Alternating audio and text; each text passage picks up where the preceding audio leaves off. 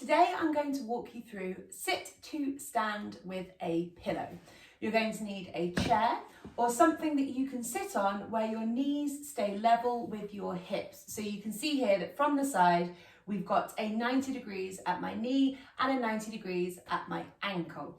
You're also going to need a pillow or something similar. I've got a yoga block here and I'm going to put the yoga block in between my knees. So I'll show you this just quickly from the front, but I'm going to put the yoga block here in between my knees and you can see that this is keeping my knees hip width apart.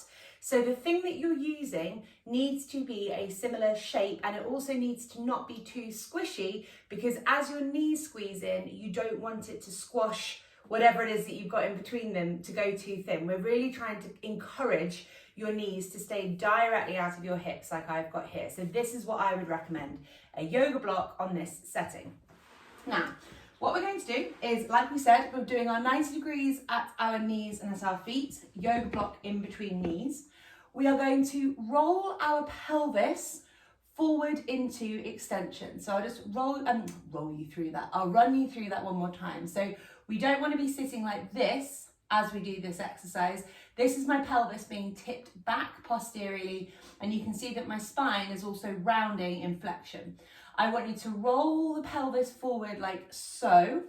Rolling the pelvis forward does not mean sticking your chest up into the sky. So lots of people, as they try and encourage this extension of the pelvis, they also flare their rib cage and kind of tip their head, neck, chest up to the sky. We don't want that. So be looking forward, think forward with your upper body, but through with that lower body. So you're trying to encourage a slight arch in the lower back. The next thing that you're going to do is take your hands together behind your head and squeeze your elbows back so they stay in line with your ears. So you might find this quite difficult and you might find that your elbows are a bit further forward than your ears. That's okay, but eventually over time, you're really trying to encourage this opening up of the shoulders and the thoracic spine to enable you to do this pull back with the elbows so that they stay level with the ears throughout the movement. But just do what you can, work within your own range of movements to start with. So keeping the elbows squeezed back, when you do that, you might have a cat streaking through at the moment. When you pull those elbows back, that's another instance where you might notice that your rib cage wants to tip upwards. Again, you're better off having those elbows slightly further forwards and the rib cage staying straight ahead rather than having the rib cage up and the elbows really far back. So this pelvis goes forwards, slight arch in the lower back, hands behind head, elbows at ear level, but don't flare the rib cage. And what you're going to do is you are going to try and keep your feet grounded on the floor. So don't let your toes raise up as you do this.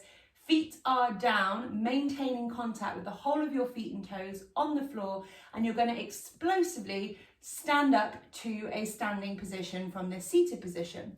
Something that's key is that you've got to keep that pelvis tipped forward and don't at any point let it tuck back and under with the rounded spine, okay? So we're trying to encourage this pelvic extension because it basically puts more work into your legs rather than your spine and your shoulders doing the work as well. So it's going to look a little bit like this. So squeezing the elbows back, maintaining a little bit of pressure on the block. It will help you, it will support you, and it will also wake up those hip flexors. And off we go. So we're going to do one, stand up fully.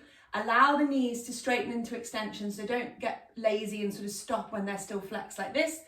Let the knees go back into extension, stand here for a second, and then slowly lower yourself down, watching for the chair, but never allowing that pelvis to tuck under again, okay? So I'm gonna do 5 like this to show you how we should be doing it, and then I'll try and demonstrate how it might look if you're going a bit wrong.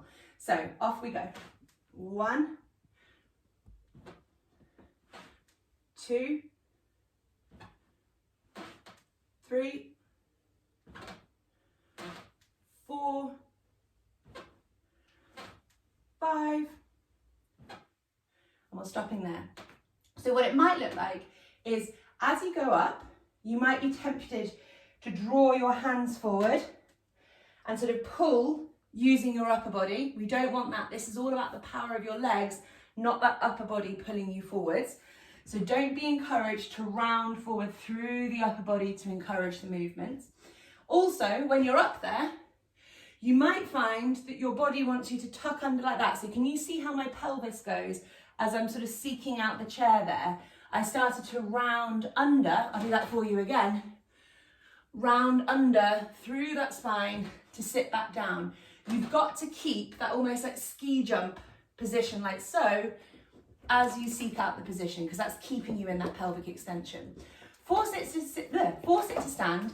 It's an exercise that I recommend doing anytime you're getting up off a chair. You don't need the block, but it kind of helps you just keep your knees in track, and it keeps you sort of working your hip flexors. But you could do this, try and do it every single time that you stand up for a chair, because it will start you thinking about working the muscles of your legs rather than always like holding onto walls or sides of chairs, etc., etc.